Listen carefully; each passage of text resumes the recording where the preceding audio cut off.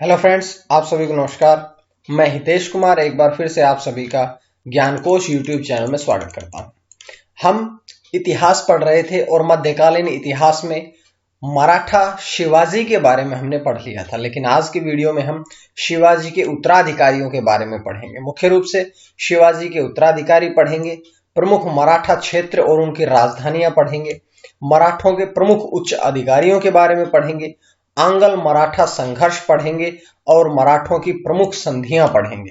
तो आज की वीडियो ये सब हम पढ़ेंगे। तो चलिए शुरू करते हैं आज की वीडियो को। इससे पहले कि मैं आपको बताऊं, देखिए प्राचीन भारत पूरा हो चुका है, मध्यकालीन भारत की हमारी आज आखिरी वीडियो है जो कि शिवाजी और मराठा साम्राज्य है। उसके पश्चात हम आधुनिक भारत में अगली वीडियो से पढ़ाना शुरू करेंगे। ये मैं आईएएस पीसीएस स्पेशलिस्ट पूजा पब्लिकेशन की बुक से पढ़ा रहा हूं। अगर आपको इस बुक से संबंधित कोई भी इंक्वायरी चाहिए तो ये आपके सामने बुक है, यहां से आप लोगों के इसके बारे में कोई भी जानकारियां ले सकते हैं।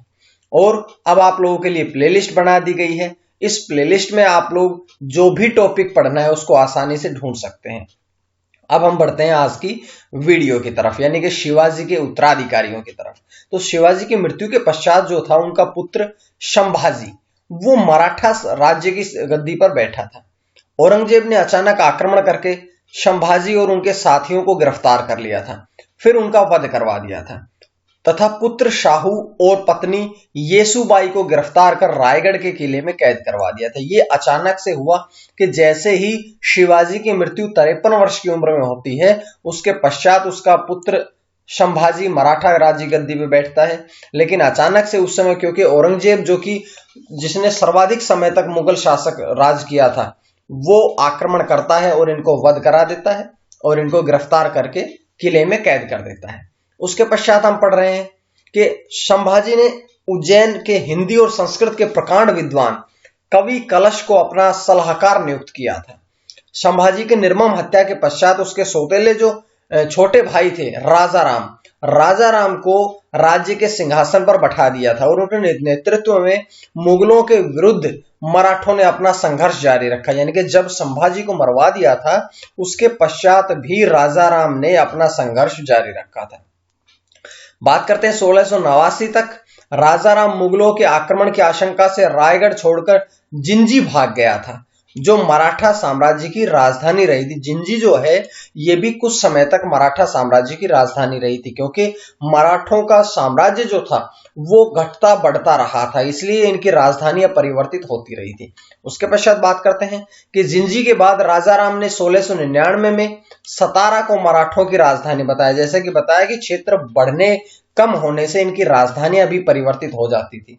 तो जिंजी के पश्चात सतारा को मराठों की राजधानी बनाया गया, किंतु मृत्यु के पश्चात 1700 ईस्वी तक मुगलों ने संघर्ष जारी रखा था। राजाराम की मृत्यु के पश्चात उनकी विधवा पत्नी जो थी, उनका नाम था ताराबाई, उसने अपने 4 वर्ष के पुत्र को ही, जिनका नाम था शिवाजी द्वितीय, उनका राज्य अभिषेक करवाकर मराठा साम्राज्य की जो वास्तविक संरक्षिका बन गई थी। उसने भी मुगलों से संघर्ष जारी रखा। उसने रायगढ़, सतारा, सिंहगढ़ आदि के किलों को जीत लिया था। देखिएगा, जैसे ही राजाराम की मृत्यु होती है तो उनकी मृत्यु के पश्चात उनका 4 वर्ष का पुत्र बैठता है राजगद्दी पर, लेकिन वास्तविक जो राजगद्दी अपने बागडोर संभालती है वो संभालती है ताराबाई। तो यहां से ये बात आपको जानने को मिलती है। और ताराबाई ने संघर्ष किया, रायगढ़ का किला जीता, सतारा का किला जीता और सिंहगढ़ का किला उन्होंने जीत लिया था। जिसके पश्चात औरंगजेब की उसी दौरान औरंगजेब की मृत्यु हो जाती है 1707 में। और 1707 में जब औरंगजेब की मृत्यु होती है तो उसके बाद उसका पुत्र आजम शाह, जो कि 8 मई 1707 को शाहू को कैद से मुक्त कर देता है। जो आजम शाह बनता है औरंगजेब का पुत्र, वो शाहू को कैद से मुक्त कर देता है। और 17 अक्टूबर 1707 में शाहू और ताराबाई के मध्य में खेड़ा का युद्ध हुआ था, जिसमें शाहू जो था वो बालाजी विश्वनाथ की मदद से जीत गया था और इसमें ताराबाई हार गई थी। शाहू ने 22 जनवरी 1708 को सतारा में अपना राज्याभिषेक करवाया। जब शाहू जीत गया था कैद से छूटने के पश्चात, तो उसने राज्याभिषेक अपना कहां पर कराया था? सतारा में कराया था। और शाहू के नेतृत्व में नए मराठा साम्राज्यवाद के प्रवर्तक पेशवा लोग थे, जो शाहू के पैतृक प्रधानमंत्री थे। पेशवा पद पहले पेशवा के साथ ही वंशानुगत हो गया था, यानी कि जब पहला पेशवा बना था उसके पश्चात ही यह पद जो था यह भी वंशानुगत हो गया था। जिस प्रकार से राजा का पद वंशानुगत था, इसी प्रकार से यह पद भी वंशानुगत हो गया था। उसके बाद बात करते हैं कि बाजीराव प्रथम को मराठा साम्राज्य का दूसरा संस्थापक माना जाता है। कि सबसे प्रमुख रूप से तो शिवाजी को याद किया जाता है, लेकिन शिवाजी के बाद अगर किसी का नाम आता है तो वो आता है बाजीराव प्रथम।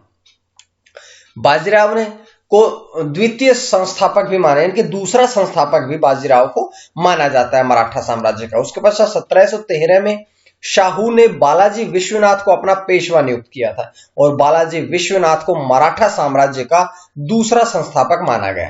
बात करते हैं कि 1719 में बालाजी विश्वनाथ और सैयद हुसैन अली के बीच में संधि हुई थी, जिसका मुख्य कारण क्या था कि जो फर्रुखसियर जो था, जो कि घृणित कायर के नाम से भी प्रमुख था मराठा साम्राज्य में, ये फर्रुखसियर जो था ये मुगल शासक था जो मराठा साम्राज्य इसको गद्दी से हटाना चाहता था। इसीलिए बालाजी विश्वनाथ और सैयद हुसैन अली के बीच में संधि होती है। उसके पश्चात 1799 में बालाजी विश्वनाथ मराठों की एक सेना लेकर के सैयद बंधुओं की मदद के लिए दिल्ली पहुंचे, जहां उन्होंने बादशाह फर्रुखसियर जो था, जो कि घृणित कायर था, उसको हटाने में सैयद बंधु की मदद की और मुगल साम्राज्य की कमजोरी को प्रत्यक्षतः देखा।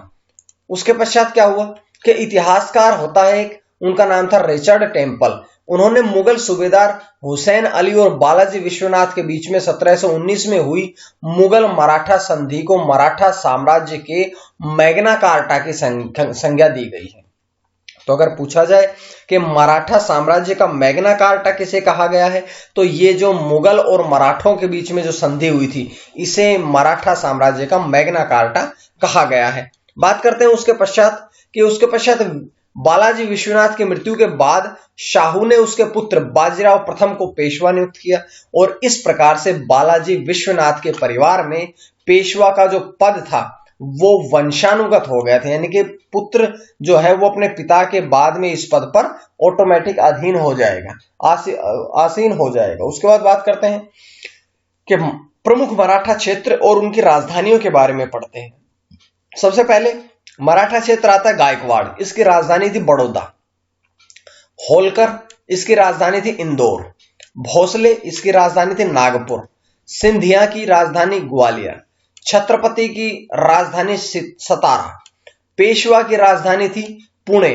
और इसी प्रकार से ये प्रमुख मराठा क्षेत्र थे और इनकी राजधानियां थी।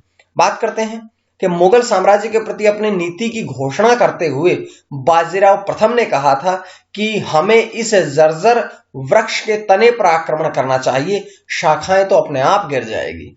तो ये मुगल साम्राज्य के प्रति कहा था, क्योंकि 1707 में औरंगजेब की मृत्यु हो गई थी और उसके पश्चात जो मुगल साम्राज्य था उसका भी पतन होना शुरू हो गया था। तो इन्होंने, बाजीराव प्रथम ने कहा था कि हमें तने पर वार करेंगे तो ऑटोमेटिक से इनका जो साम्राज्य है वो गिर जाएगा। बाजीराव प्रथम को लड़ाकू पेशवा के रूप में याद किया जाता है। वो शिवाजी के बाद गोरिल्ला युद्ध प्रणाली का या छापामार युद्ध प्रणाली का सबसे बड़ा प्रतिपादक था। इस गोरिल्ला या छापामार युद्ध प्रणाली का जो शुरुआत थी वो करी थी बाजीराव प्रथम ने, और बाजीराव प्रथम के बाद इसकी करी थी शिवाजी ने, लेकिन बाजीराव प्रथम जो था वो भी इसका सबसे बड़ा प्रतिपादक के रूप में याद किया जाता है। गोरिल्ला युद्ध प्रणाली या छापामार युद्ध प्रणाली ऐसी थी कि आप अचानक से दुश्मन पर आक्रमण कर दीजिएगा और उसके सामान को या उसकी जान माल की हानि करके तुरंत वहां से भाग जाइएगा। ये गोरिल्ला युद्ध प्रणाली होती थी। 7 मार्च 1728 में पालखेड़ा का युद्ध हुआ था, जो कि बाजीराव प्रथम और निजामुल मुल्क के बीच में हुआ था, जिसमें निजाम हार गया था और निजाम के साथ ही मुंशी शिवगांव की संधि होती है। इस संधि में क्या हुआ कि निजाम ने मराठों को चौथ और सरदेशमुखी देना स्वीकार कर लिया, यानी कि जो निजाम था उसने मराठों को चौथ मतलब 1/4 हिस्सा कर के रूप में, और सरदेशमुखी ये बताया था आपने कि शिवाजी लेता था ये कर, कि सरदेशमुखी के मतलब हम सबसे बड़े सरदेशमुखी है इसलिए ये कर भी, और चौथ मतलब कि जितनी भी इनकम होती है उसका 1/4 हिस्सा भी ये कर के रूप में निजाम ने मराठों को देना स्वीकार कर लिया था। उसके पश्चात 29 मार्च 1737 में पेशवा बाजीराव प्रथम ने दिल्ली पर आक्रमण किया और उस समय मुगल बादशाह कौन था? मोहम्मद शाह रंगीला। इनका नाम रंगीला का नाम से भी प्रमुख है, तो मोहम्मद शाह का दूसरा नाम आता है, तो आप लोग रंगीला जरूर याद रखिएगा, जो दिल्ली छोड़ने के लिए तैयार हो गया था। बाजीराव प्रथम ने दिल्ली पर आक्रमण करने वाला पहला पेशवा था। अगर पूछा जाए कि पहला पेशवा जिसने कि दिल्ली पर आक्रमण किया था तो वो कौन था? वो था बाजीराव प्रथम। बात करते हैं कि जो बाजीराव प्रथम था उसने मस्तानी नामक महिला से संबंध होने के कारण भी चर्चा में रहा था। मस्तानी, बाजीराव मस्तानी जो था, ये दोनों एक ही नाम से प्रमुख थे। ये मस्तानी नाम की महिला के साथ उसके संबंध थे, जिस प्रकार से ये इतिहास में भी प्रमुख रहा है। 1740 में बाजीराव प्रथम की मृत्यु के पश्चात अगला पेशवा कौन बनता है? बालाजी बाजीराव बनता है। और बालाजी बाजीराव के समय तक पेशवा पद जो था वो कैसा बन गया था?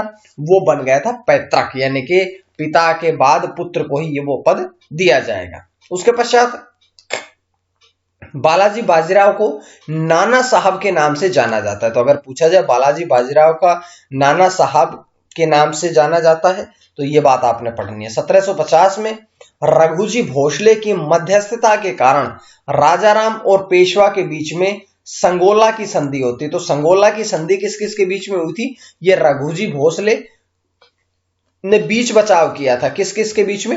राजाराम और पेशवा के बीच में होती है और 1750 में होती है। इसके पश्चात झलकी की संधि होती है, जो मराठों और निजाम ने मराठों की बरार का आधा क्षेत्र दे दिया था, निजाम के साथ होती है 1552 में। उसके पश्चात 1554 में मराठे रघुनाथ राव के नेतृत्व में दिल्ली पहुंचे और वजीर गाजीउद्दीन की सहायता करते हुए उन्होंने अहमद शाह को सिंहासन से हटा करके आलमगीर द्वितीय को मुगल बादशाह बना दिया था। तो ये इंपॉर्टेंट जानकारी थी। उसके बाद बढ़ते हैं कि पानीपत का तीसरा युद्ध 14 जनवरी 1761 में हुआ था, जिसमें अफगान सेनापति अहमद शाह अब्दाली ने मराठों को पराजित कर दिया था। पानीपत के तीसरे युद्ध में मराठा सेना के तोपखाने का नेतृत्व किसने किया था? इब्राहिम खान गर्दी कर रहा था। तो जो मराठा सेना का जो तोपखाने का नेतृत्व किया था वो किया था इब्राहिम खान गर्दी ने। उसके पश्चात इस युद्ध में पेशवा बालाजी बाजीराव ने अपने नाबालिग बेटे विश्वास राव के नेतृत्व में एक शक्तिशाली सेना भेजी थी, परंतु वास्तविक सेनापति उसका चचेरा भाई था सदाशिवराव भाऊ। तो ध्यान रखिएगा, पेशवा बालाजी बाजीराव ने अपने नाबालिग बेटे के विश्वनाथ के नेतृत्व में सेना भेजी थी, लेकिन इसका वास्तविक जो सेनापति था वो था उसका भाई सदाशिव राव भाऊ। उसके पश्चात पानीपत के तीसरे युद्ध में प्रत्यक्षदर्शी काशीराज पंडित के शब्दों में पानीपत का तीसरा युद्ध मराठों के लिए प्रलयकारी सिद्ध हुआ है, ऐसा उन्होंने कहा है। उसके बाद बात करते हैं कि इतिहासकार जे.एन. सरकार के अनुसार महाराष्ट्र में संभवतः ही कोई ऐसा परिवार होगा जिसने न कोई संबंधी खोया और न कुछ परिवारों का तो सर्वनाश हो गया था। यानी कि 1761 में जो पानीपत का तीसरा युद्ध हुआ था, इसमें मराठाओं की इतनी बुरी हार हुई थी कि ऐसा माना गया है कि महाराष्ट्र राज्य में उस समय जो महाराष्ट्र का जो क्षेत्र था, इसमें कोई ही ऐसा परिवार बचा होगा जिसमें से कोई व्यक्ति ना खोया हो उन्होंने, और बहुत से परिवार के तो जितने सैनिक थे वो सारे के सारे मारे गए थे। इतना बड़ा सर्वनाश हुआ था। उसके पश्चात जो पानीपत का जो तीसरा युद्ध था, इसमें मराठों की पराजय की सूचना जो थी वो बालाजी बाजीराव को एक व्यापारी द्वारा कूट संदेश के रूप में पहुंचाई गई थी, जिसमें कहा गया था कि 2 मोती विलीन हो गए, 22 सोने की मोहरें लुप्त हो गई और चांदी तथा तांबे की तो पूरी गणना ही नहीं की जा सकती। यानी कि ये उन्होंने कोडवर्ड में कहा था और इससे बालाजी बाजीराव समझ गया था कि जो तृतीय युद्ध है पानीपत का, इसका क्या हाल हुआ है। इस युद्ध में मराठों की हार हुई और बालाजी जो था उसकी अकस्मात मृत्यु हो गई थी। 23 जून 1761 में उनकी फिर इस युद्ध के पश्चात एकदम से मृत्यु हो जाती है और उसका पुत्र माधवराव प्रथम पेशवा बनाया जाता है, जिसने मराठों की खोई हुई प्रतिष्ठा जो थी वो दोबारा से प्राप्त करने का प्रयास किया था। माधवराव प्रथम ने सरदार महादश जी सिंधिया ने निर्वासित मुगल बादशाह आलम शाह द्वितीय शाह आलम द्वितीय जो था इसको पुनः गद्दी पर बैठाया और मुगल बादशाह अब मराठों की का पेंशन भोगी हो गया था। देखिएगा, मुगल बादशाह जो था शाह आलम द्वितीय, उसकी अब इतनी हिम्मत हो गई थी, यानी कि उसकी अब ऐसी हालात हो गई थी, हिम्मत नहीं, उसकी ऐसी हालात हो गई थी कि वो अब छोटे से क्षेत्र मराठों का पेंशन भोगी हो गया था। तो ऐसी हालत भी इन्होंने मराठों ने मुगल बादशाहों की कर दी थी। उसके पश्चात पेशवा नारायण राव की हत्या करके उसका चाचा रघुनाथ राव द्वारा करी गई थी। उसकी जो पेशवा नारायण राव था उसकी हत्या किसने करी थी? ये करी थी उसके चाचा रघुनाथ राव ने। और पेशवा माधवराव नारायण जो द्वितीय था उसकी अल्पायु के कारण राज्य की देखभाल 12 भाई सभा नाम की 12 सदस्यों की एक परिषद करती थी। इस परिषद में महादजी सिंधिया और नाना फडणवीस दो महत्वपूर्ण सदस्य थे। माधवराव नारायण द्वितीय के शासनकाल में पहला आंग्ल मराठा युद्ध हुआ था और अंतिम पेशवा राघवा का पुत्र जो था बाजीराव द्वितीय था, जो अंग्रेजों की सहायता से पेशवा बना था। मराठों के पतन के पश्चात सर्वाधिक योगदान इसी का था। यह सहायक संधि को स्वीकार करने वाला पहला मराठा सरदार भी था। तो यानी कि बाजीराव द्वितीय के बारे में ये सारी बातें कही गई है। बात करते हैं आगे कि मराठों के उच्च अधिकारियों के बारे में। सबसे पहले बात करते हैं मजूमदार। मजूमदार कौन होता था? ये आय व्यय का लेखा जोखा रखता था। उसके बाद मिरासदार कौन था? ये जमींदार होता था। पाटिल या पटेल कौन होते थे? तो पाटिल या पटेल जो थे ये गांव का मुखिया या मुख्य अधिकारी जो कि कर संबंधी, न्याय संबंधी और अन्य प्रशासनिक कार्यों को देखरेख करता था। बात करते हैं कि कुलकर्णी यानी कि लेखपाल, ये भूमि का लेखा जोखा रखता था। लेखपाल नाम से पता होगा कि भूमि का लेखा जोखा रखने वाला लेखपाल होता था। उसके बाद चौगुले आता है। चौगुले पटेल का सहायक और कुलकर्णी के लेखों की देखभाल करने वाला व्यक्ति चौगुले होता था। 12 वलूटे यानी कि शिल्पी गांव की औद्योगिक आवश्यकताओं की पूर्ति करते थे। उसके बाद आता है मामलतदार या कामविसदार, ये गांवों में कर निर्धारण पटेल के परामर्श से करते थे।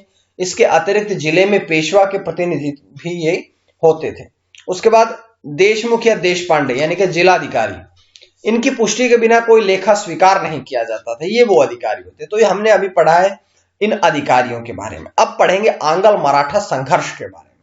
तो पहला आंग्ल मराठा युद्ध हुआ था 1775 से 82 के बीच में माना जाता है। 1775 में रघुनाथ राव तथा अंग्रेजों के बीच में सूरत की संधि होती है और इसी संधि के परिणाम स्वरूप जो पहला आंग्ल मराठा युद्ध हुआ था 1882 में सालाबाई की संधि से पहला आंग्ल मराठा युद्ध था यह समाप्त हुआ था और इन्होंने एक दूसरे के जो क्षेत्र जीत लिए थे वो इनको वापस लौटा दिए गए थे। अब बात करते हैं दूसरे संघर्ष के बारे में, यानी कि द्वितीय आंग्ल मराठा युद्ध, जो कि 1803 से 1806 तक जाना जाता है। इसमें भोसले जो कि नागपुर ने अंग्रेजों को चुनौती दी थी। इसके परिणाम स्वरूप 7 सितंबर 1803 को देवगांव की संधि हुई, जिसके परिणाम स्वरूप उसने कटक और वर्धा नदी के पश्चिमी भाग अंग्रेजों को देने पड़े थे। उसके बाद बढ़ते हैं तीसरे आंग्ल मराठा युद्ध के बारे में। यह लॉर्ड हेस्टिंग्स के आने पर प्रारंभ हुआ था। इस युद्ध के पश्चात अंग्रेजों ने नागपुर में राजा पेशवा सिंधिया से अपमानजनक संधियां की और इस युद्ध के पश्चात मराठा शक्ति और पेशवा के जो वंशानुगत पद थे उनको सबको समाप्त कर दिया गया था। उसके पश्चात बात करते हैं कि मराठा अंग्रेज संघर्ष के बाद कुछ प्रमुख संधियां होती है, जैसे सूरत की संधि 1775 में, पुरंदर की संधि 1776 में, बड़गांव की संधि 1779 में, सालबाई की संधि 1782 में, उसके बाद बसीन की संधि 1802 में, देवगांव की संधि 1803 में, अर्जुन गांव की संधि 1804 में, राजापुर घाट की संधि 1804 में, नागपुर की संधि 1816 में, ग्वालियर की संधि 1817 में, पूना की संधि 1817 में और अंतिम संधि होती है मंदसौर की संधि जो कि 1818 में होती है। तो ये थी आज की कुछ वीडियो। बहुत सी महत्वपूर्ण जानकारियां मैंने आप सभी को बताई है। उम्मीद है आप सभी को समझ आया होगा और अगर आप सभी को समझ आ रहा है तो मैं बताऊं आपको कि प्राचीन भारत और हमारा मध्यकालीन भारत पूरा हुआ। इसके पश्चात हम अगली वीडियो से मुगल साम्राज्य का पतन पढ़ेंगे और आधुनिक भारत में प्रवेश करेंगे। आईएएस पीसीएस स्पेशलिस्ट बुक से मैं आप सभी को पढ़ा रहा हूं। इस बुक का पीडीएफ, नोट्स या कुछ भी परचेज चाहिए तो आपको उस पे कॉल करना है, आपको पूरी जानकारी दी जाएगी। और अब हम बढ़ते हैं हमारे यूट्यूब चैनल की तरफ कि अगर आपको चैनल पसंद आ रहा है तो आप लोग ज्ञानकोश यूट्यूब चैनल को सब्सक्राइब कर लीजिएगा, ताकि आपको डेली वीडियोस मिलती रहें। डेली आपको इसी प्रकार से करंट अफेयर के साथ साथ जीएस, मनोविज्ञान और बहुत से नोट्स मिलते रहें। तो आज के लिए इतना ही। मां सरस्वती की कृपा आप सभी पर बनी रहे। आप सभी का बहुत बहुत धन्यवाद।